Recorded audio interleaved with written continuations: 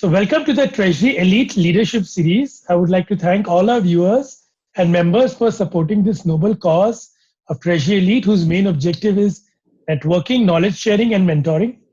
Time and again, we bring in world-class speakers and thought leaders across the world in the field of treasury, global financial markets, management, leadership, and conduct various programs and webinars and conferences in different formats.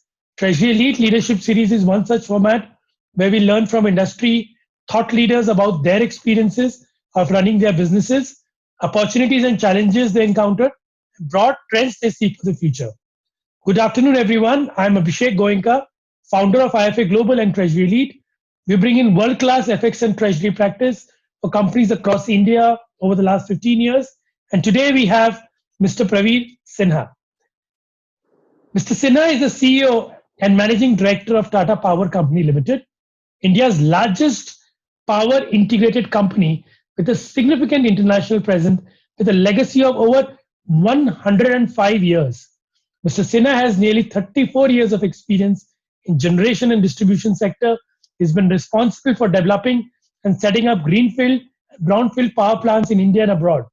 Prior to becoming the CEO and MD of Tata Power Company Limited, he has served as the CEO and MD of Tata Power Delhi Distribution Limited from April 2012 to 2018. Under his able leadership, under the able leadership of Mr. Sinha, Tata Power DDL has done several benchmark of performance levels such as 8.4% of AT&C loss level with average system availability of 99.97%, consumer metering 100%, which are the benchmark for Indian utilities. Mr. Sinha is also a strong votary of the uses of technology, and hence Tata Power DDL has been a front runner in the innovating and adopting several world-class technologies, including integrated advanced distribution management system, integrated GIS, advanced metering infrastructure, etc. Mr. Sinha is extremely passionate towards the inclusive growth of the society and has implemented numerous sustainability programs focusing on women empowerment, skill development for the youth and children, which has resulted in multifold increase in the number of beneficiaries to nearly 1.1 million people in the national capital. Mr. Sinha holds a master degree in business law and also a member of FMS Delhi and a member of Board of Governors at the Indraprasth Institute of Information Technology, Delhi. He's a research scholar at IIT Delhi and also a visiting scholar at MIT, Boston, US. Welcome, Mr. Sinha. How are you doing today? Good afternoon, and thank you, Abhishek, for having me on the show. I'm doing fine, thank you, and I hope all of you are safe and doing fine. Sure, sir. Glad to have to learn from your experiences. So my first question to you, sir, is that over the last many years, you have had various experiences with people, with technology, with different business roles. So we would love to know about your transition across various roles, your career progressions, and three major learnings over all these years that you have gathered. Okay, let me start with what I have been doing in last 12 years. I was in 2007 to 2012, in the beginning of 2012, I used to head the projects in Tata Power, the Eastern Region projects. And we did large number of projects over there in Maithon, in Jojobera, in Haldia, in Odisha. We also did a project in Bhutan. So this was a unique experience in the sense that doing greenfield projects or even expansion projects that we did in Jojobera, in Jamshedpur, you end up working with large number of people, and they are your own employees, there are contractor employees, there are large number of technology partners who come and work with you. And they come from very diverse background. And there is a huge amount of learning that has to be done in terms of how do you take care of their requirement, as well as how do you ensure that the project is done. Also, when you are doing these new projects, greenfield projects, it has its own challenges. In India, land acquisition is an issue. and there are a number of aspects relating to the socio-economic development locally, the relief and rehabilitation work that needs to be done. So I think you develop a very good understanding as to how you have to get to the community and get them involved in the growth aspect. It cannot be that you are growing, you are developing your plant, but the people and the community around you are not benefiting from that. So Right. the first important aspect is how do you bring growth to them also, and they become an integral part of the growth program that you are implementing.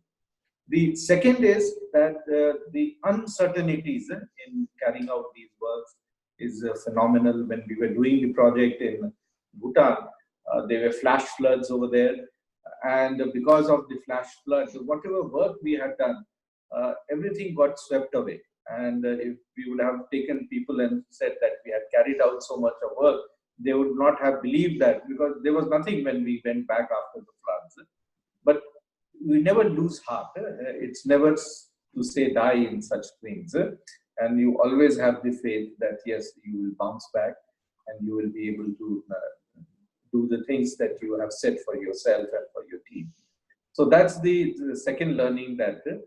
And the third thing that I learned when I went to Delhi and did work over there is about the technology, that how the technology is changing and how important it is for us to change our outlook.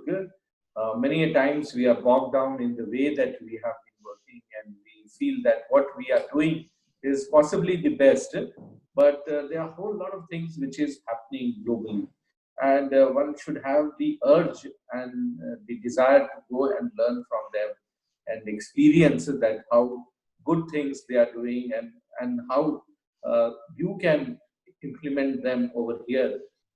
We should not feel that these are technologies only which developed countries can do. But even in developing countries, these can be modified and customized to your requirement, and you can do it. So the desire to learn new technologies, use technology for improving productivity and growth, giving better service to the consumer, I think that's the another big thing that I learned during my work in Tata Power Delhi distribution. So I think each of these places gave me a very different outlook.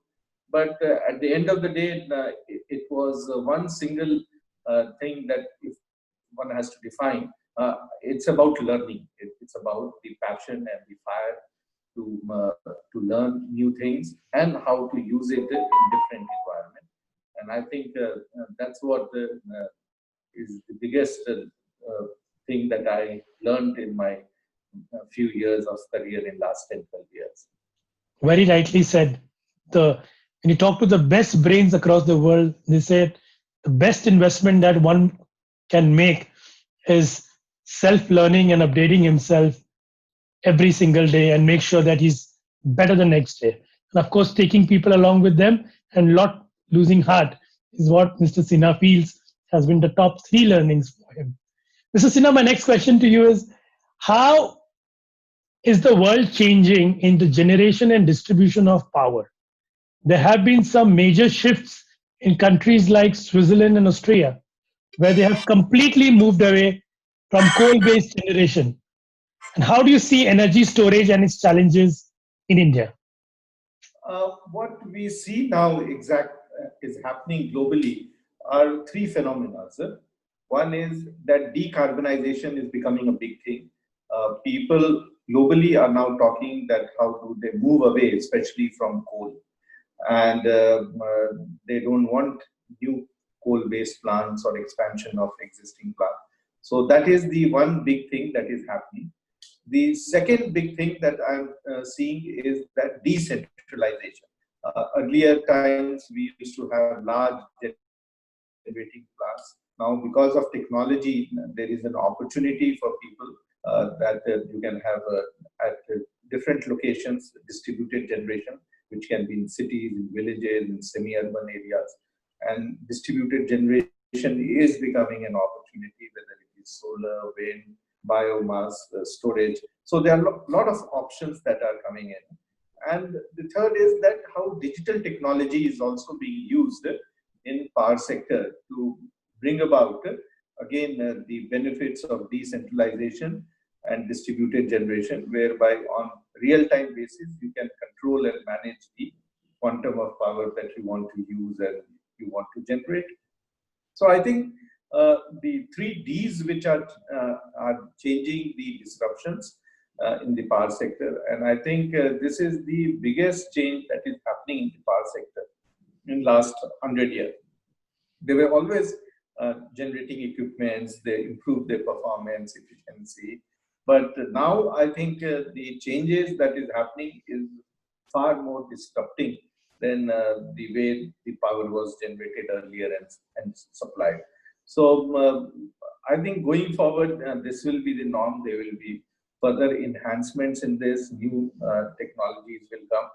And I'm sure that in times to come, everyone will have the opportunity, or you can have a peer group of people where they can generate their own electricity and distribute among themselves.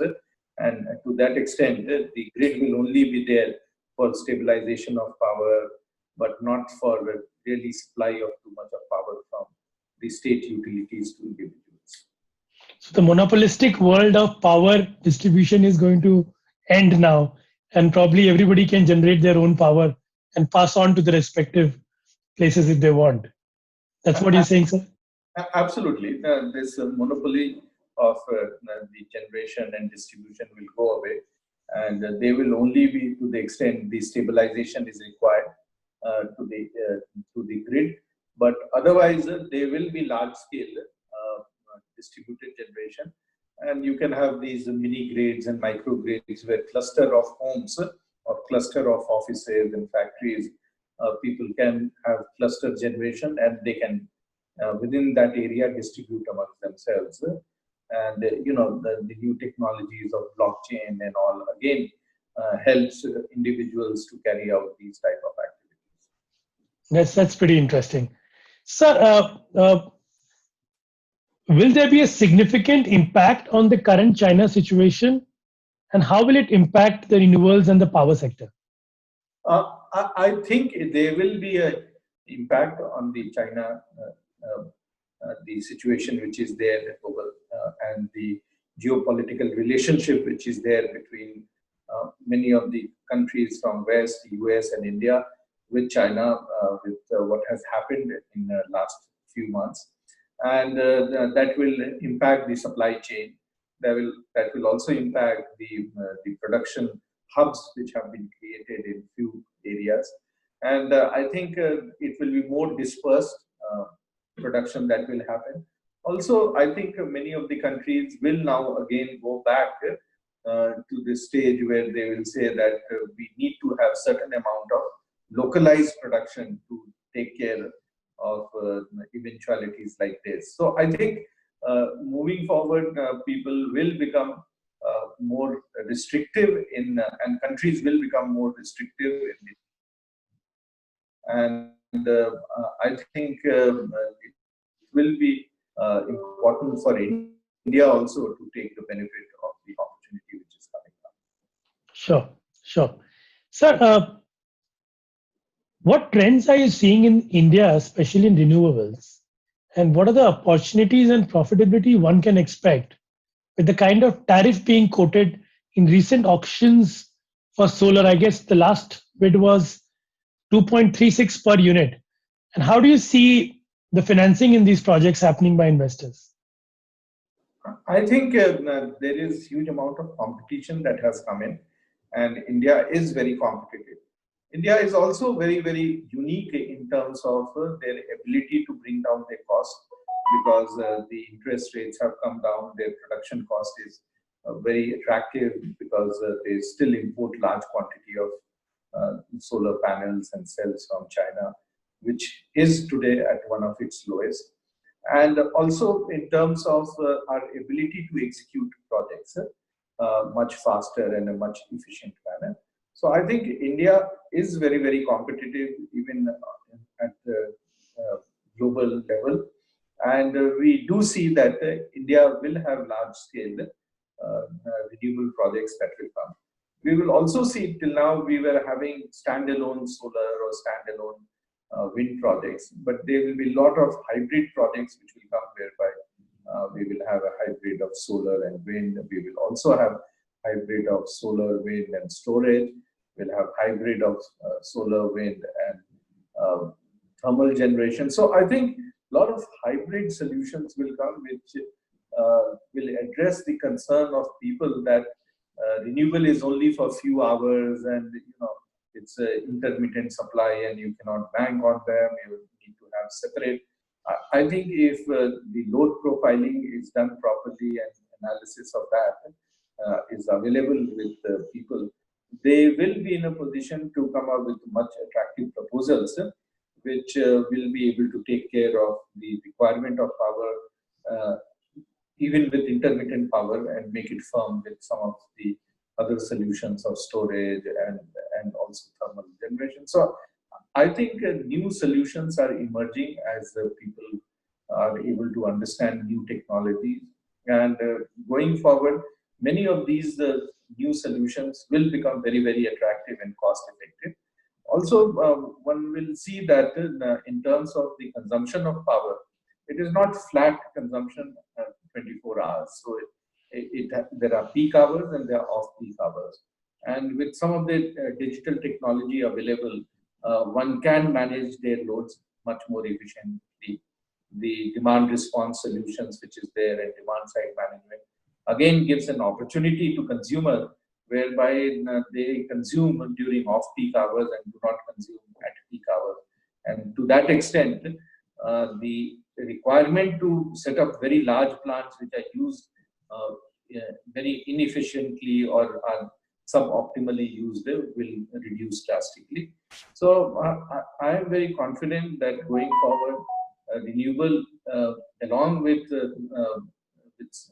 storage, along with thermal, will come up with very, very good and attractive solutions, even with hydro, whereby peaking power can come from hydropower plants. And in future, many of these type of solutions will come in the market. Sure, sure. Sir, you have started with a EV charging network.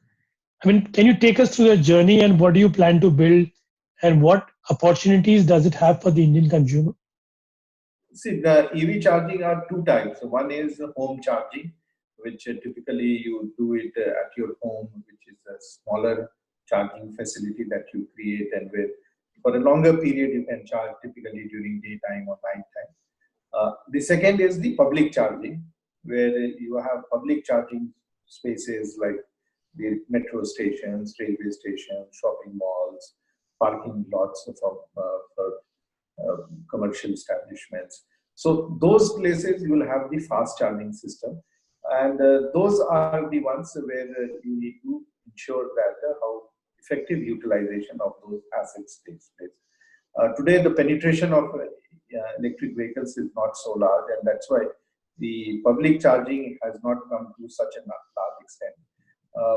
Fleet charging, home charging is something that has become a little more popular. But public charging, I think, once more and more electric vehicle comes into the market and there's a choice to the consumer in different segments that electric vehicles are there, I think there will be huge demand and huge traction in this area. We ourselves have put about 170 chargers, and these are public chargers in 20 cities. But because of COVID and otherwise also because of the pace at which the electric vehicles are being launched, this has not caught on. But we are very confident that in next 2 years, we will have more than 1,000 charging points, public charging points in various cities, including highways. I'm sure we will have, sir. I wish you all the very best and all the colleagues at Tata Power for this wonderful initiative of the electric power charging stations. Sir, in terms of your leadership style, I wanted to ask you, are you a left brain leader or a right brain leader? And how do you keep a balance between both of them? I think as a leader, neither you can be left nor right, but the name of the game is how do you keep a balance. And it's very important that we keep a balance in the way that we carry out our work. While we run organizations, there are individuals who make the organization. It's very, very important for us that we take care of all the employees who are working there. It cannot be a generic thing that there are 95% employees have been taken care and 5% are not taken care, because at the end of the day for the employee it is either 0% or 100%. Either they are taken care or not taken care. They cannot be 90% taken care and 10% not taken care. So I think we need to be very balanced. We need to be very fair. We need to be very transparent in the way we interact with our employees. Policies should be such which again should be employee friendly, not policy for the sake of policy, but policies which give benefit to the employees, their family members, and helps them to grow and perform better in the organization. So I strongly believe that employees engagement and connecting with the employees is very, very important. And I feel that as organizations and as senior management, we should reach out to our employees, even if it means that we give them some benefits or some other extra incentives, because the benefit has to be towards the employee, and that then only you will get committed and a loyal employee who is ready to give everything to the organization. Right, right. Sir, I wanted to share one most extreme life changing experience on how your professional or personal life evolved post that. One life changing experience for you for the last many years. Okay, then there was an incident a few years back where I had a life-threatening disease, and I came out of that, and it was second life for me. So yes, many a times you realize that how vulnerable we are, and how important it is to not only be good managers but good human beings. And I think that has helped me to shape up a lot of things that I do now in terms of how to make the best of doing things today. So one does not know whether they will be a tomorrow or not. So that Hindi movie Kal Ho Na. So that's where it is. But nonetheless, we need to always thank God for whatever opportunities we have got, and do our best to our ability and to our wisdom. I'm sure in the current times of COVID, people would have got infected and come out of this, comfortably. They would have the same experience like what you mentioned, because I have known personally a couple of people who have gone through this journey, and they have the entire perspective of looking at life, and the way things, what the people used to do in life has completely changed after this humble experience of COVID for some people. And I'm sure I can relate with what you're saying. Uh, in your experience, what happened with you in the past. Sir, in terms of culture, how do you bring consistency on how the organization acts and thinks? And how do you ensure that the culture does not get isolated in the corner office? See, the culture is not something that comes from the top, or it can be prescriptive, but it is more that how over a period of time you create the ecosystem of the organization. And I think uh, Tata Group and Tata Power is unique in that way. And I always say that today, when COVID is there, people are talking of work from home. People are scared to go out. I have 10,000 people who are working day in and day out, 24/7. Because when you work from home, also you need electricity. When you have hospitals running, you need electricity. When you Correct. have police and paramilitary forces working, you need electricity. So I think our people have been phenomenal, and this is what is the culture of the organization. the resilience, the maturity, the understanding, and the feeling of empathy is something. And I think we are uniquely positioned within Tata Group and Tata Power that we bring a culture whereby we we always take these type of challenges in our stride. We don't get overawed by them, but feel that this is a responsibility which has been given to us, and we will deliver to the best of our ability. So I think the culture of the organization is something that uh, gets built over a period of time, and it gets fully demonstrated in difficult conditions like this. That is where you really see whether these are people, these are who are able to stand even the most difficult of the times and do not make an issue of it. Correct, correct, correct. Sir, give me one fun fact about you which people do not know so far. Oh, well, I see movie every Sunday. So, of course, now with COVID, this has not happened. But I enjoy seeing movie, and it's something I never miss out when things are okay.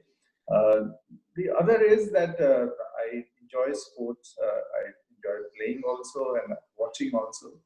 So these are two things that I strongly uh, believe that sports is a very important part of growing up, and it has been an integral part of my life.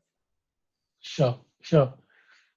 And lastly, sir, as a veteran, what are the areas of skill that you would like emerging companies or young professionals in your field to invest their time? And what impresses you the most when you're looking to hire someone? When I look at hiring someone, the most important aspect I look at it is that whether the person uh, will be loyal to the organization or not. I'm not looking for good weather friends. I'm not looking for someone who's trying to use us as a stepping stone.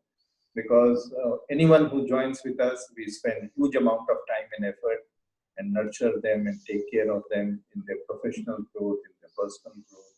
So we are very, very careful when we take people that they should look at spending their career, their lifetime with us, and we support them in every aspect that is there. We have policies which helps them, spouses to work, their uh, children to work with us, education, sabbatical, 2 years sabbatical. So whole lot of things we do it to encourage employees to continue working with us and not leave us.